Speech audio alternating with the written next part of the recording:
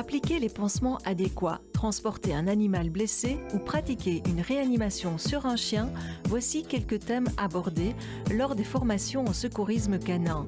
Nous avons suivi une leçon dispensée au Dog Center de Lode-Linsart. Alors, le cœur du chien, à votre avis, où se situe-t-il exactement? Le secouriste, il ne fait pas de l'à peu près. Le secourisme désigne les premiers gestes d'urgence pratiqués par des personnes qualifiées. Quand on dit secourisme canin, les gens ne voient pas spécialement à quoi ça sert. C'est l'exemple qu'il faut donner. D'ailleurs, dans le cours, je mets toujours en situation réelle. Voilà, vous vous trouvez devant tel accident, quels sont vos réflexes et qu'est-ce que vous faites à ce moment-là. C'est pas vaste, c'est bien précis, sur des cas bien précis. On fait monter les côtes. La chose qui m'a le plus étonnée, c'est avec les problèmes de l'œil, qui ressortent, qui peuvent chez certaines races ressortir de l'œil. Donc c'est vrai que là, je pense pas que j'aurais pas eu le nœud spécial pour pouvoir remettre l'œil en place. Vous allez passer devant et vous allez passer derrière. Pourquoi? Parce que le chien, il est borgne.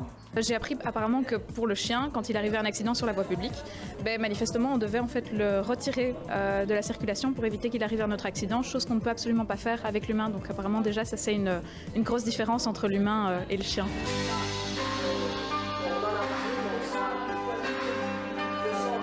Pour la loi belge comme française, le secourisme canin ne se fait que sur son propre chien.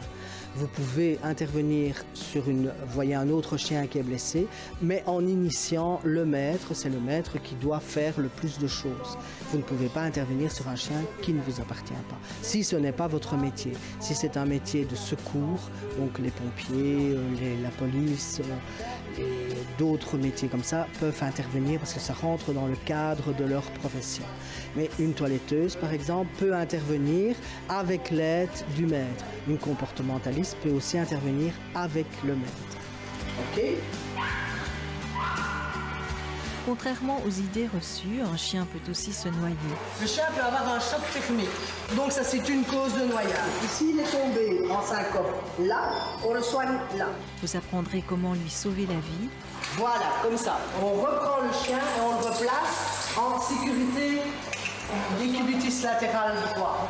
Christine donne cette formation à un large public. La police et les pompiers de Charleroi, par exemple, ont déjà fait appel à ses services. Je pense que c'est toujours intéressant quand on a un chien de pouvoir pratiquer les premiers secours parce que si on se promène en bois ou quoi, les premiers gestes peuvent toujours être importants. Donc je pense qu'on a un chien, c'est toujours intéressant de les connaître. S'il est blessé juste là, tu es quand même fort près du pied. Donc là, tu prends le pied avec. S'il est blessé là, tu ne fais que le dessus là. Je suis comportementaliste depuis 4 ans maintenant.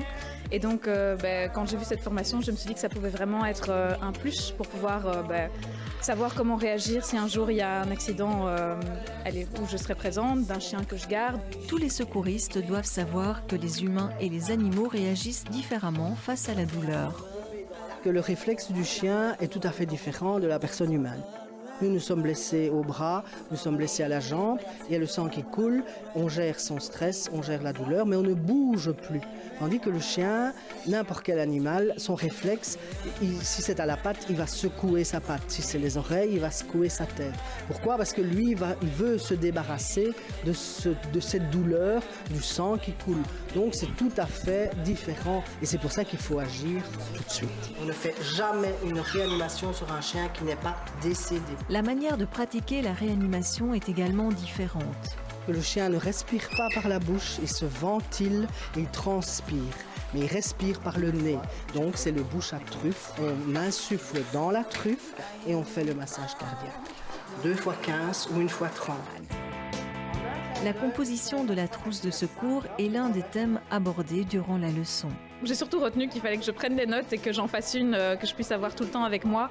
Mais donc il faut évidemment énormément de bandages. Alors il faut savoir aussi qu'en fonction de la taille du chien, l'équipement il va être complètement différent. Parce que quand vous avez un chihuahua qui fait moins d'1 kilo et un Terre-Neuve comme on a vu qui en fait plus de 55. On a beaucoup vu la manière de faire les bandages. Ça c'est je pense essentiel aussi quand on a beaucoup de chiens, mais aussi l'ordre dans lequel il faut faire les choses. Pas oublier que le référent reste le vétérinaire et que le secouriste est là pour faire des suspicions de diagnostic mais pas en poser, avoir les bons gestes pour aussi se faire aider et pas éviter le suraccident.